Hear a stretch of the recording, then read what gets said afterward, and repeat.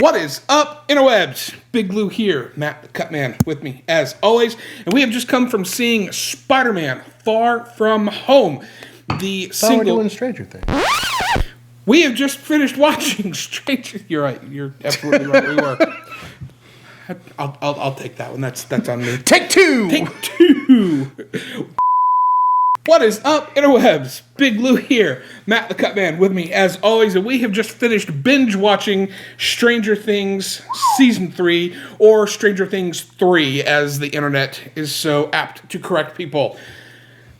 Cutman. Oh, man. What do you think of Stranger Things 3? My plan was to pace it out. Yeah, how'd that work out for you? Gonna watch 2 the first night, which I did. Mm-hmm. And I was gonna watch 2 the next day because I was working from home that day. And yeah. Oh boy. Yeah. I finished it that day. There you go. It happens that way sometimes. Got away from me. I binged the whole thing on the 4th of July and watched 4 episodes in the morning, went and did some 4th of July stuff, and then watched the rest of it that night. And this season was freaking fantastic. I had a lot of fun with it. We won't get into too many spoilers here at the front. We'll talk some spoilers here in just a few minutes. But without spoiling anything, what were some of your biggest takeaways that really stood out for you? Oh, the nostalgia just kept rolled in hard, rolled in fast. It was very Spielbergian. It was as if he was blessing. Yeah. His hand was ever present. I didn't really pick up more so on the Spielbergian aspect of it. That's going to be a new word, by the way. Mm. Season 1 absolutely had Spielberg written all over it. This season, to me, had more John Carpenter written all over it, just with a lot of the more horror elements, a lot of the more kind of gruesomeness things that happened in this season. But the nostalgia with the kids for sure had Spielberg on. Yeah. No doubting that. But to me, one of the biggest standouts was, again, the camaraderie that the kids have with one another. Their relationships. You can tell just not only on screen in the show, but if you watch them in press functions and stuff like that, these kids are best friends. They are just loving what they're doing, and it comes across on screen. And that's what I feel like maybe some of the nostalgia is what hit me there. Mm-hmm. And when I say Spielbergian, it's always felt E.T. like. Oh yeah, for sure. I've always felt Elliot and E.T. with these kids. Yeah. And that's just always. That's what it feels like, growing up. They're kind of outsiders for sure, but they have each other. Yeah. And the thing that I like about the fact that they're outsiders is not only are they outsiders, but they're outsiders that bring other people out to them. Right. We've seen that with Steve specifically. With Steve and the new person, what's her name? Robin. Robin. Oh. Robin was an outsider as well, because that makes him. But Steve drew her in. I could see that, but Steve for sure, because he started out as the typical jock asshole character, and in this season you see him. It's in the trailer, so it's not really a spoiler, but him, sword clashing with Dustin when they see each other again and stuff like that, and their dynamic on screen is one of my favorite bromances in any freaking TV show or movie at all. So, what else you got there on your thing? Or shall we just? Well, speaking of Dustin, just a shout out there. I too went to computer camp. Yes, it's with your dude. Where's your pocket protector there, buddy? Shut up. It's irrelevant where the pocket protector is. Fair enough. Got stolen by the Demogorgon. I don't want to talk about it. I never went to computer camp. I would have liked to do that, but I went to church camp instead. Same, not the same. Yeah, no, not even a little bit. Anyway, the stuff that happens with Dustin there when he's coming back, and this, of course, is all in the trailer, is you really feel for the guy, and the coming of age element of this show is it really hits home this season because they're not the same, and they address the fact that they're not the same, Right. and it's basically the underlying theme of this whole Right. season. Right. So I've loved it. Was there anything that that didn't really work for you as far as again, no spoilers, but You know what I just didn't like? The music. really? No, I loved the music. I was gonna say that it doesn't was so sound- good. Yeah. So good.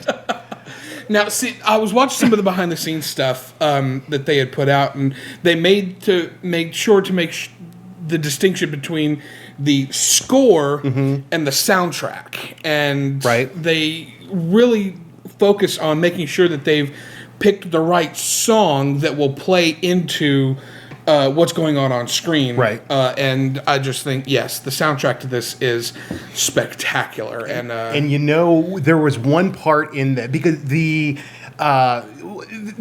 movie of this season is Back to the Future. For sure, yeah. Because it's set in 1985. Yep. Back to the Future is the movie of the summer of 1985. last year was Ghostbusters. Right. Yeah. Right. I think I know which one's going to be next year, but we'll get Okay. into that in a minute. So Back to the Future there's playing in the in one of the theaters, and you could hear the score to Back to the Future going on in the background, and it's scored perfectly to what the events that are happening Yes. in the show. It was It's so meta. It's perfect. It was. It was great. It was like you said, meta. It was so self-aware. It was fantastic.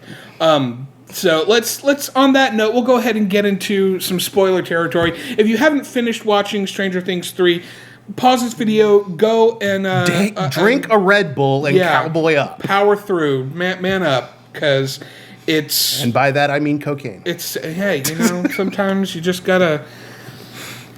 Moving on. The Interweb Show does not endorse any drugs.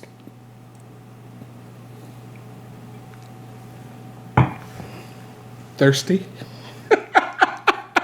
Anyway, getting into some spoilers. While we're talking about the music, can we just say, turn around, mirror have... Oh my God. Never-ending story. I Come wish on. this would never end because that scene was just golden. It Every was time. spectacular. Watching Yes. that little girl dancing to singing that song was just spectacular. It's everything that this show Rewind it, watch it again, and it again will not disappoint. and again. I've laughed out loud every time I've watched this scene, and I've watched that scene at least 25 times. 'Cause- And the other characters that are listening in on the radio frequency with Hopper and Joyce. Yeah. You see just Hopper's just like, I don't believe this. yeah, and Joyce turns around, puts her hands over her head, and and then it's real quick. But if you look, the scene where they're Speaking of score. yeah, that's my phone ringing. I don't know if y'all can hear that or not, but I'll let that ring. Anyway, when it cuts to them in the car, and Steve just sitting there looking at them, and he just goes, "It's so While quick being and so-" chased by the Yes! monster. with the freaking flesh monster chasing them down the road behind him. It was. That's one of my favorite little tropes in movies is when if you hear like happy music happening in the background or in the foreground and something horrifying is Yes. happening on screen, it's either really horrifying or really funny. You know, one of my favorite little tidbits or tropes of that or examples of that is in the first Amazing Spider-Man where he's fighting the lizard in the school, and it cuts to them fighting in the library with Stan Lee in the front round with the headphones he's on. wearing the thing, yeah. And you can hear the music that he's listening to while they're fighting to the death in the background. That is fantastic stuff. Yeah, perfect example of that. Another horrifying example of that is, I think in the movie The Strangers, there's like a record playing in the house where these people are being murdered, and it's like this old-timey record, and it's supposed to be like a happy old-timey 40s song that's playing, and people are being like slashed to death. Oh. There's quite the dichotomy Yeah. there, but it's used to great effect in the opposite direction. Love that but stuff. still, it's the same kind of thing. Yeah. So spoiler time. What are some of your biggest takeaways that you were like, that was awesome? Obviously, I think the Never Ending Story one was both of our favorites of that. But what else you got on your list there, buddy? So I believe if this were taking place, in today's time, Hopper would need to see a therapist. You think? He would definitely not be, suitable to be raising a child. Yes. Because for sure he's an alcoholic. Well, and that's actually, I was watching an interview with David Harbour where he was talking about in season 1, he was, beer for breakfast to wash down the pills that he was popping to deal with, the emotional trauma that he'd been going through with, the loss of his daughter and the whole thing. And he had commented, he's like, and now he's substituted the narcotics and the alcohol with chips and salsa. And we see him doing that when in the opening scene where he's, in his Barca Lounger. Yeah, exactly. 3 inches! 3 inches! Keep that door open 3 inches. I mean, he's definitely got some shit that he needs to work through. And he's not. And you kind of see, his journey, him trying to work through that with Eleven. And that is an interesting story. And I think towards the end, when I think one of the most touching moments is when Eleven gets that letter from Hopper. If you don't cry like a baby listening to that voiceover. Like a hungry, angry baby. Yes. That was a very, just thinking about it, that gets me. Yeah. And just hearing that is one thing, but can we just take a minute and talk about Millie Bobby Brown, who is... That's a fun name to say. It really is, Millie Bobby Brown. Millie Bobby Brown. Millie Bobby... Yeah, she is just a phenomenal young actress. I mean, I reference Palpatine all the time, but we will watch her career with great interest because she is just... spectacular. And when she was reading the letter from her late father, it gets you. I mean, it has to. Otherwise, you're a robot. Yeah, you absolutely are, and not the fun kind. No, the kind that purposely fail the Turing test. Those kind of robots. So anyway, but going off of her interactions with some of the other. Thought I heard something. Anyway, her interactions with Mike and with Max, her stuff with Max, to me, having some girl time was some of my favorite stuff in this season. Right. Is finally she's got a peer that she can have. Teach her how to be a teenage girl and what it is to have fun and to stuff grow like that. as a person and as a character. And the show in its 3rd season, it's not stale. Yeah. They're finding new things to do, and that's for sure really exciting. Yeah. I really liked how they made the mall an integral part of the story, and I was I going into it the first couple of episodes, I'm like, a town that small would not have a major mall like that. It didn't seem to fit. If you take the Hawkins from the first season and tell me that in less than a year and a half, 2 years, you're going to have this giant mall there, I would have told you you're full of crap because it just would not fit with the narrative. But then you tell me that the Russians did it to build their secret fortress underneath, and I'm like, oh, okay, yeah, that makes sense. I buy that. Sneaky fucking Russians. Oh, damn commie bastards. I really think that, not to get politically correct here or anything, but every time someone tells, those damn Ruskies, we really should be saying those damn Soviets because, that's... Let's be clear. Sure. I mean, let's be clear. There is... The distinction there. It is, and it should be distincted. I don't know that that's a word, but... It's not. It's distinct. There you go. We'll just... So, anyway, but I loved that they... Did I say computer camp? I mean English camp. There you go. Yeah. It was an elective at the computer English camp. Anyway, But and I loved how this show does to great effect each different group of people having their own little story and it all coming together at the end. That was great. Yeah. That was great. It was. I was trying to think of other, of other situations. It was very, Lost-esque. Yeah. Where there were, little drops of stories here and here and here and here, and then they all get tied together. You mean if Lost had everything come together instead of just dragging it out for 9 seasons? Sure, it was, Lost for the first 4 or 5 seasons. Yeah. Exactly. But yeah, no, I totally agree. And a submarine? Where did that come from?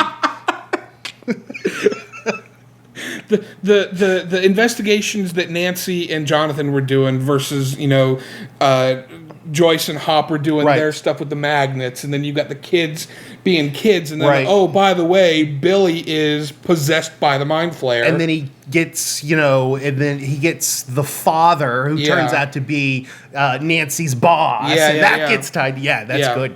That's good writing. It was very good writing. I absolutely agree. And can I just say that I can't pronounce his first name, but Doc R. Montgomery, the kid that played Billy, he was the Red Ranger in the Power Rangers movie. Yeah. That dude needs to be in more stuff, because him as the prick teenager was fantastic. Yes. But him as the mind flayer, dude needs to be a villain every time, because he was so good at being able to do stuff, and they really gave him a lot of stuff to... And if you can play a villain... And you can play a villain well with that hair. Yeah. With that perm. Yeah. If you could play a villain with a perm. Yeah. Give him the Oscar. Yeah, for sure. Yeah. I really would want to see him doing a whole lot more stuff, because they gave him a lot of really good material to work with, and he just nailed it every freaking scene he was in. So, what else? Yeah. When he was after, before that, when they put him in the steam room. Yeah. Oh man, and they're like, get away from the door, and he comes through the door with the with the broken tile, and he's coming after his sister there. Yeah. I mean, there was just no humanity left inside of him. Yeah. And then when he turns and saves Eleven at the end, and then you feel for him. Yeah. Yeah.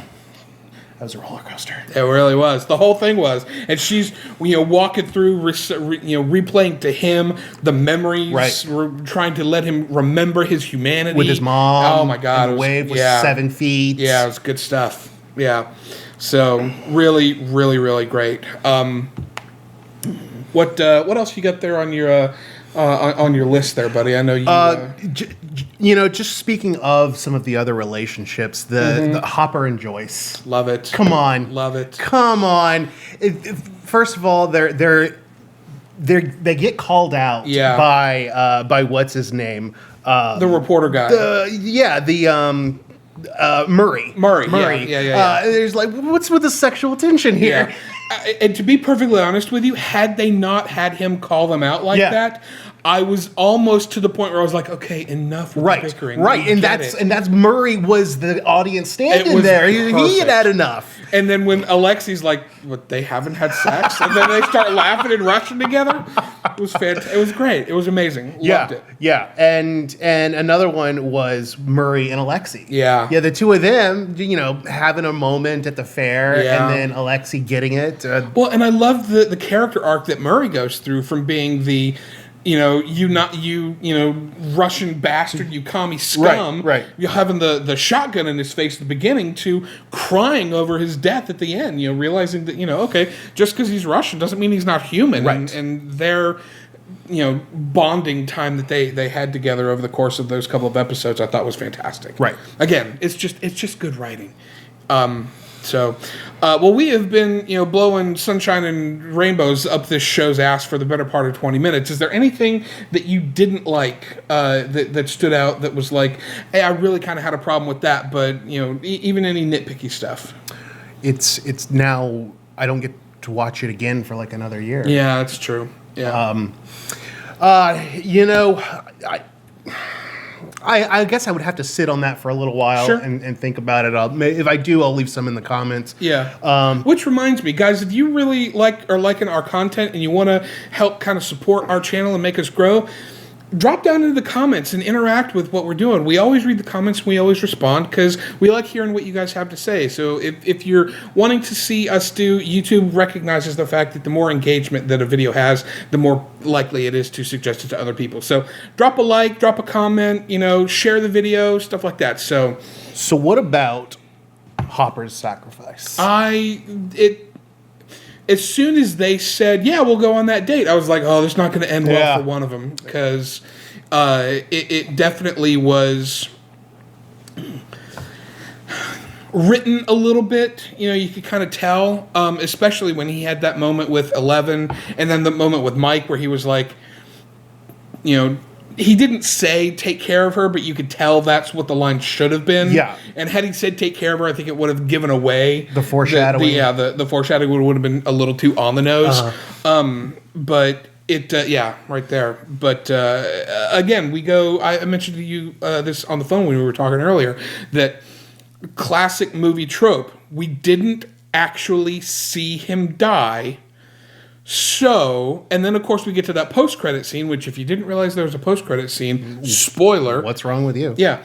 They say, oh, no, not the American, get this guy. Right. If that's not Hopper, then who the hell is it? So it could be a couple people. One, it could be the original American scientist that helped, and now we die. Yeah.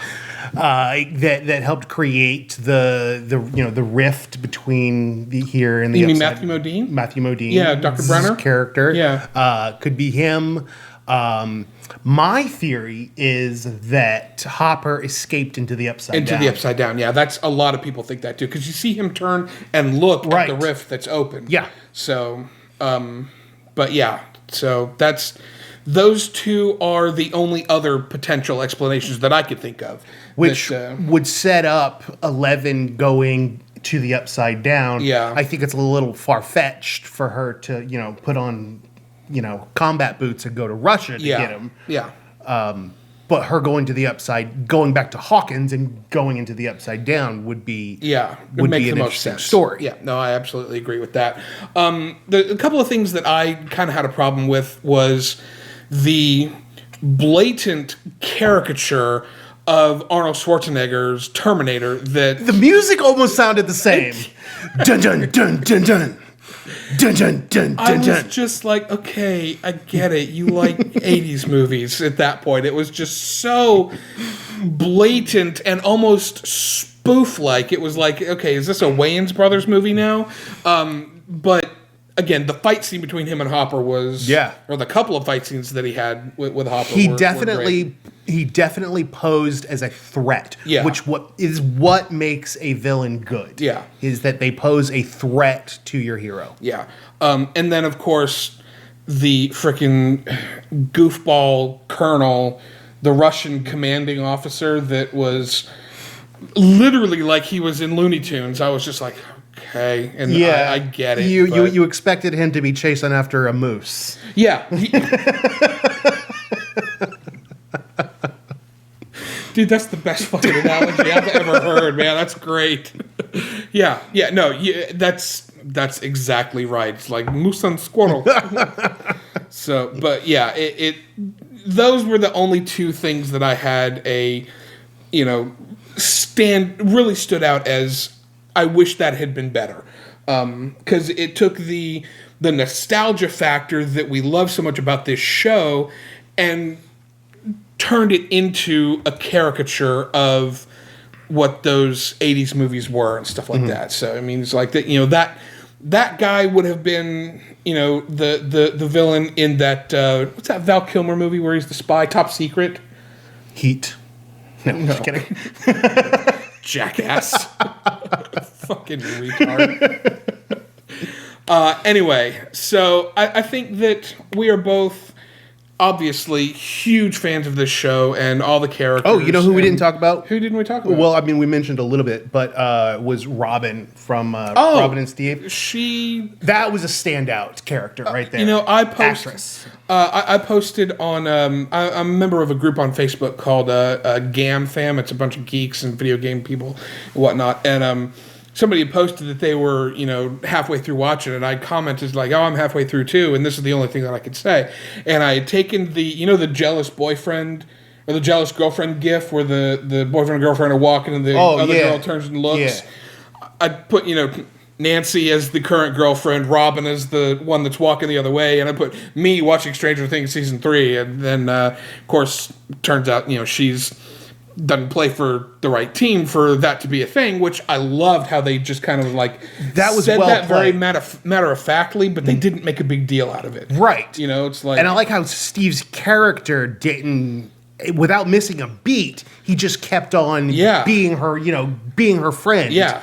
And accepting her. Yeah. And I thought that was a sweet moment between the two of them. Speaking of that, I meant to mention this earlier, but one of the things that this show does so well is it makes the female badass so awesome without hitting you over the head with, hey, look, I'm a female badass. Sure. So, and it wasn't until I was rewatching the series that I went, oh my God, Nancy's a badass. Because Nancy has so many different hero moments through both seasons, and now this season too.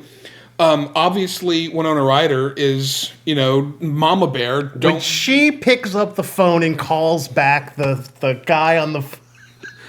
Now look! Maybe you didn't make it clear. This is Red Ryder's friend, and you're going to do this. And he just didn't blah, blah, blah. And the dude on the other end of the phone just like, yes, ma'am. Yeah. So, but, and then, of course, obviously, Eleven's a friggin' badass. And then... Goes without saying. Erica, who is, Lucas's sister, she's a friggin' badass. She Operation Child Endangerment?